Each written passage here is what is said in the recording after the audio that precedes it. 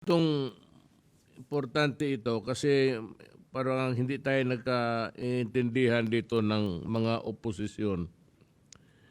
The major issues in the purchase of face masks made by the procurement service of the Department of Budget Management.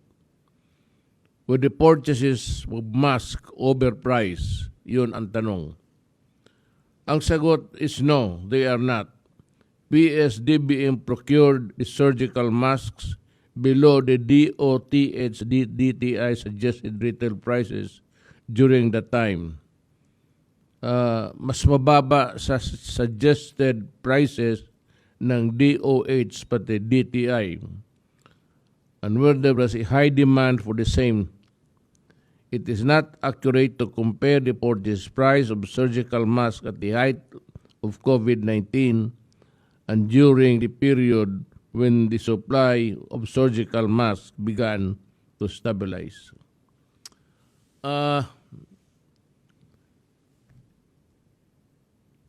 If you compare the prices of the masks and the PPEs, personal protection equipment, ikumparar mo yan ngayon, noon, tapos sabihin mo isang presyo lang gusto mo, at the height of the pandemic when it began, we had nothing. Wala tayo. Kaya we had to look for the gadgets, the PPEs and the mask wherever we can. And there was no supply kasi bigla ang putok ng pandemic. That is why every country then was also in a hurry, in quandary as a matter of fact, where to get the PPEs and the face masks. So ang presyo na yon mataas. Kasi kung kukunti lang kasi ang supply because manufacturers were just producing it at the time, mahal talaga. Kasi walang supply. So, agawan. So, balik tayo doon sa economic principle of, law of supply and demand. Pag maraming supply, mura. Pag walang supply, mahal kasi agawan. That is the same principle that applies in all commercial transactions, especially in the purchase of the surgical masks and the PPEs. Kung pag-usapan natin ang purchase price ng surgical mask during the height of the COVID-19 pandemic and during the period when the supply of surgical masks began to stabilize, ang atin is about 1.7 something. Alam mo, sa totoo lang, yung bili natin sa lahat would amount to something like, I'd like to ask Secretary si Vince. Vince, paki-explain nga, kayo ang may alam nito. Kindly expound on this presyo, yung fluctuating, pati yung presyo at the beginning of the period of pandemic and the fluctuating prices, at ano yung bili noon ng previous administration. Opo. Unang-una po, Mr. President, no? Nung pong time na yun, kami po ni Secretary Galvez, we were going around the hospitals because this was in the early part of the pandemic, February and March. And during this time, talaga pong walang PPEs ang ating mga ospital. At marami po sa ating mga doktor, ating mga nurse, nagkakasakit. In fact, Sec Galvez can confirm this. I think in Metro Manila alone, there were, I think, about 37, close to 40 doctors who were actually in the ICU during this time. They were infected because obviously there were not enough PPEs at that time. So kami po talaga ni Secretary, nagkukumahog talaga kami noon. Nagmamakaawa po kami sa mga both sa DOH and also even the private sector to help us really provide the much needed PPEs for our healthcare workers. And then the NTF spoke to everybody, to the entire government, based on your call po, Mr. President, na kailangan magtulong-tulong ang buong gobyerno. Hindi pwedeng kanya-kanya. Kailangan magtulong-tulong. And even OCD at that time, the Office of Civil Defense helped, and DBMPS also helped because they have the expertise in procurement. And at that time, the DOH really could not handle it anymore. Yun po ang totoo. Lahat po ng ginagawa ng DOH noon was really meant to control the pandemic on the ground. And so that was the reason why the other agencies of government like OCD and DBMPS got involved. And I think what was done was really to scan the market, Mr. President. And I think that was very diligent on the part of the procuring entities to look at the prevailing market prices. As you correctly pointed out, Mr. President, market prices are based on supply and demand. If there is more supply, it is cheaper. If there is more demand, it is obviously more expensive. And at that time, there was really tremendous demand, not only domestically. Our hospitals were all looking for PPAs, but obviously we also had to compete with the demand from other countries. No, but both the DTI, if I'm not mistaken, and Secretary Mon Lopez can confirm this, did a market scan, as well as the DBM did a market scan of the prices. And as pointed out by spokesperson Harry, today, those prices were actually higher than the prices that were eventually procured by the Department of Budget and Management. Siguro po Secretary Galvez po can also talk about the situation of the hospitals, na pati po yung mga hospital noon, dahil nga hirap na hirap silang maghanap, mataas din po ang presyo ng kanilang binibigay at that time. You know, we would like to just inform again. I will repeat this to the public because it is very important. The Aquino government bought PPE is at 3,500 pesos. Way more expensive than the ones we bought at 1,019 tayo. That is our what we have ang ano ng fluctuations was in 2015, ang fluctuations was to 3,800 in 2016. Ngayon makita natin, mas matayad ito yung nasa ano pala.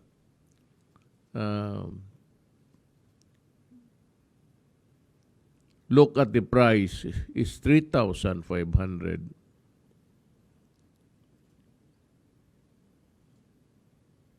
Yung atin is 1,900. So sabihin nila, yun 2014, wala pa mang pandemic noon. There was no pandemic yet. And yet, they bought PPE's equipment at 3,500 a piece. Tayo nung pandemic na at the start, we bought it at 1,900 lang. So, kung may mga fluctuations, umabot tayo ng ilang thousand konti, but ang kanila from 3,500 in 2015 to 2016 to 3,800 in 2016. May fluctuation. I'd like to call on Secretary Galvez to expand on this. Yes, sir. Sa panahon po talaga na yun na talagang nagkukumahog po tayo, Mr. President, dahil kasi po talagang binigay niyo pong instruction sa akin kasi talagang nakikita po natin sa news na marami ng mga magagaling na doktor sa heart center at saka sa ibang mga talagang mga magagaling po na mga level 3 hospitals ang namamatay na. And during those times, marami pa po naka-intubate. And ang inano po niyo po sa akin na instruction sa akin bilang chief implementer, isolve po na problema yan within few days.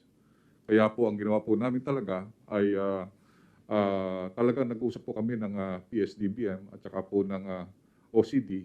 Yung OCD po, concentrated po sila sa local manufacturing at yung ano po, yung PSDBM, siya po ang in charge sa big volume na ano po natin. Kung ano po yung fluctuation ay nagkakaroon po talaga ng fluctuation kasi yung cost of transportation sinasama po diyan. At doon din po namin nakita talaga po na lahat po ng sources, even yung mga nagdo-donate po ng mga ating mga private sector, sa China rin po kumukuha, Mr. President. Marami po nga kaming alam na mga ibang mga politicians na talagang mga hiniram pa yung C-130 natin, nakunin yung yung order nila doon sa China. So, ang nagkakaroon po ng fluctuation dahil nung unang panahon, sir, tayo ang kumukuha. Pero nung sila na po ang nagde-deliver, yung cost po ng delivery, siyempre po mataas po yan. Parang yung vaccine din po, pagka po ang tayong kukuha dun sa manufacturer, medyo mababa po yung pero pagka once na sila na po ang magbibigay, mayroon pong cost na mga more or less mga $1 po yan. Mga $1 na mahigit or even po. Kasi ang ginagawa po ng ating nag-supply, yung ating mga PPE po, Mr. President, inano po natin yun, ibinibigay po natin yun sa CIF dito po sa Manila, sa Port of Manila, sa Cebu, sa Cagayan de Oro, at saka po dito sa Davao. So, doon po medyo tumaas po yung presyo because yung barko na kanilang arkilahin, ibabayaran po ng supplier. Ang maganda po din po doon, ang ating Mr. President, is that yung ating mga produkto na hinihingi, hindi po natin binabayaran yan hanggang hindi po na-inspect. So ibig sabihin po talaga yung supplier po natin, siya ang gagastos ng lahat. Wala po tayong gastos. Babayaran lang po natin pagka po na-deliver na po dito. Walang bayad until na-deliver, inspected and delivered. O yun ang atin. That is what we followed in these protocols of purchases made by government. Itong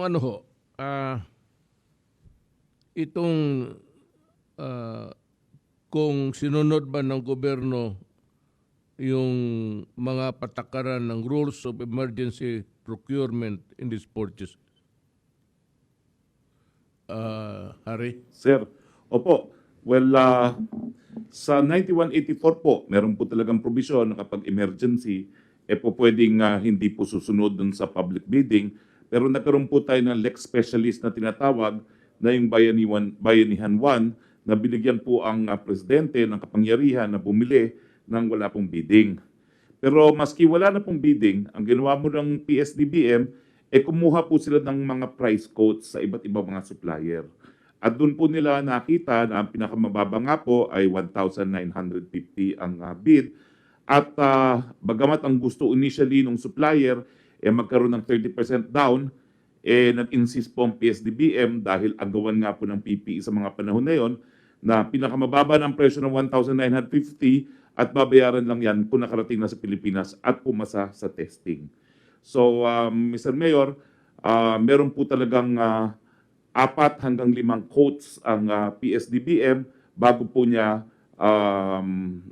kinontrata yung nanalo po sa hindi po bidding ang tawag doon, kung hindi yung sa mga price quotes na sinubmit na pinakamababa.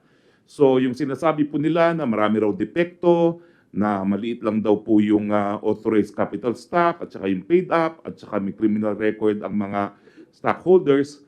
Well, unang-una po, ito po'y hindi dumaan sa 9184. So wala po talaga tayong two-envelope system na yung una, titignan muna natin kung merong grounds for disqualification sa bidder bago bubuksan yung financial bid itself. Wala pong ganun.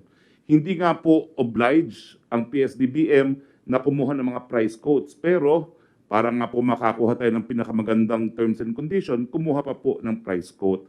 At yan nga po ang nadiskubre nila na ito ang pinakamababa at wala pong danyos na maliit ang paid up kasi nga po hindi nabayaran kung hindi dumating. So kung talagang wala pong kakayahan yung kumpanyang yon, siya po nag-finance ng buong import. Hindi po yan dumaan hindi po tayo nagbigay ng kahit anong down payment dyan. No? So ibig sabihin lang po niyan, baliwala yung maliit na paid up capital. Pero ulitin ko lang po, sinasabi ko po kasi ng isang senador na hindi raw nasunod yung RA 9184, talagang hindi po nasunod kasi pinasa naman po nila sa Kongreso mismo kasama ng Senado yung Bayanihan 1 na nagbibigay ng kapangyarihan na to do away with the bidding under 9184 and to resort to expedited purchases. Thank you. Nauna ito pero isabihin ko na lang. Sabi ni Cardinal Sin noong buhay pa, if Satan appears to me and gives me money, I will accept the money and spend it all for the poor. It is not the practice of the church to ask donors where the donations come from. Our duty is to make sure that all donations go to the poor. The devil remains my enemy, but I will use his resources to feed the poor. Ganito yung sitwasyon natin na sabi ko nga sa una ko, get it whether you use itong bidding or not. But I'm sure I said there is a law na wag mo nang ibidding, bilihin mo na kaagad. Kasi ang experience ko sa gobyerno, yung bidding matagal, umiikot pa ng ilang opisina, pati departamento. So that is what happened here. So tanungin ko si Secretary Galvez, were the purchase mask bought and delivered on time? Yes, sir. Actually, sir, napakabilis kasi unang-una nung tuwan nga sir ang ating mga healthcare workers kasi yung ano po natin talaga maano po yung maraming namamatay at saka na-infect na mga healthcare workers. At pumunta mismo ako sa mga hospital, tuwan-tuwa po sir sila. Ang ganda ng quality, magaan po sa katawan, hindi po sila pinapawisan kasi yung ibang po mga hazmat napakabigat at saka napakainit. So yung aming tuwan-tuwa po ako sa personally, nakita ko po yung katuwaan nila na yung confidence nila na talagang pumunta doon sa mga COVID patient, tumaas po ang kanilang confidence because what we bought doon po sa ating mga PPE ay nandoon po sa quality. At saka marami pong director na mga pumunta po sa akin, Mr. President. Sabi nila, sir, pwede bang sumama kami sa bidding nyo? Dahil kasi yung sa amin, umaabot po ng 2,000 at saka 3,000 yung aming pagbili ng PPE. Napakamura pala ng PPE nyo po. So yun po ang sinabi po sa amin ng mga director ng mga hospital na pinuntahan namin po dito sa Metro Manila.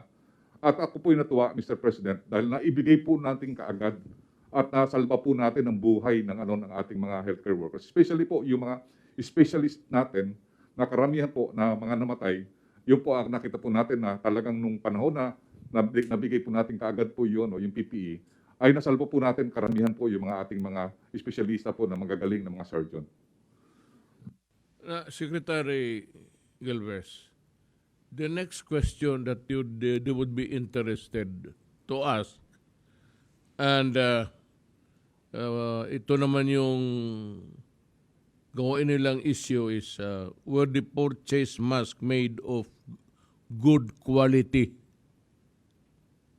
Sir, maganda po Yung quality. sinasabi mo na magaan sa ano. Yes, sir. Actually, sir, yung quality, nakita po namin, Yung ano po, yung sinasabi po ng ibang mga senador na 940 po ang PPE.